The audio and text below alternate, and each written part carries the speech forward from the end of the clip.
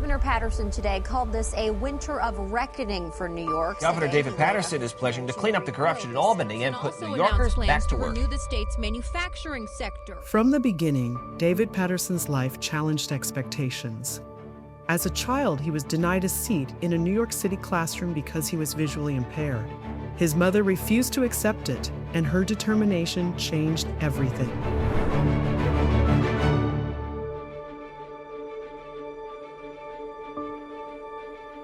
My family lived in Brooklyn, and when I was 4 years old, my mother went to register me for kindergarten, and she was told that the New York City Board of Education would not put a disabled student in the class with the other students.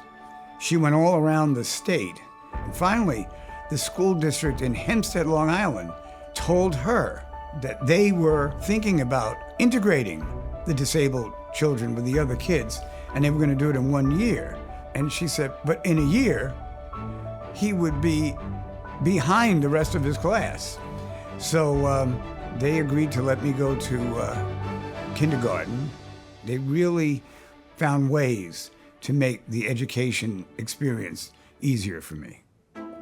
Her refusal to let a closed door define her son opened the first of many paths David Paterson would eventually create for others. I, David A. Paterson, His rise do was solemnly historic. swear. He became the first black governor of New York and the first legally blind governor in American history. Extraordinary achievements he never sought, but fully embodied.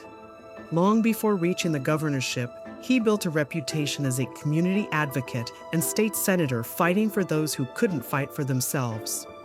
I tried to fight against injustice, against discrimination, sometimes just against bad policy. Maybe you can't change all the rules, but you tried. And sooner or later, something's going to come up that you can change.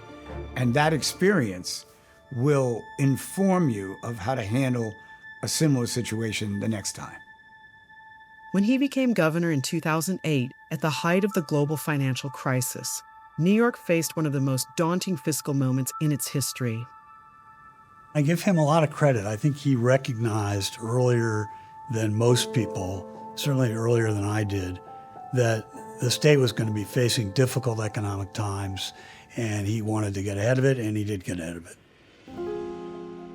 He took politically difficult but necessary steps to stabilize state finances, protect vulnerable communities, and guide New York through unprecedented uncertainty. His career reflects courageous leadership in times of crisis, structural reforms that expanded opportunity, and an enduring commitment to inclusion and accessibility. Through every challenge, he led with the qualities that defined his life: resilience, humility, humor, and an unwavering belief that barriers are meant to be broken. We are looking at the world through a much different prism than we were just a few months ago.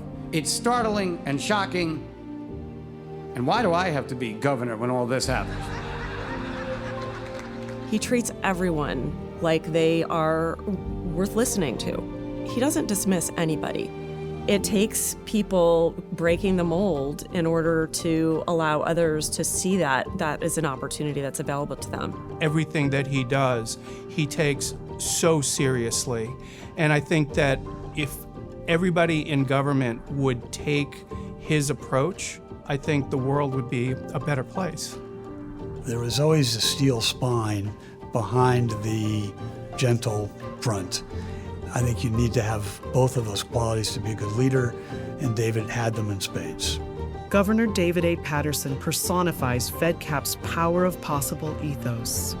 Tonight, we honor Governor David A. Paterson for the history he made, for the people he fought for, and for the leaders he continues to inspire. Governor Paterson is a trailblazer whose career has been defined by expanding opportunity, especially for underserved communities, from strengthening education to driving economic progress. The first person you have to give credit to is yourself. Because even with your disability, you're coming in here with people who can read faster, can do things better. But the important thing is that you are here.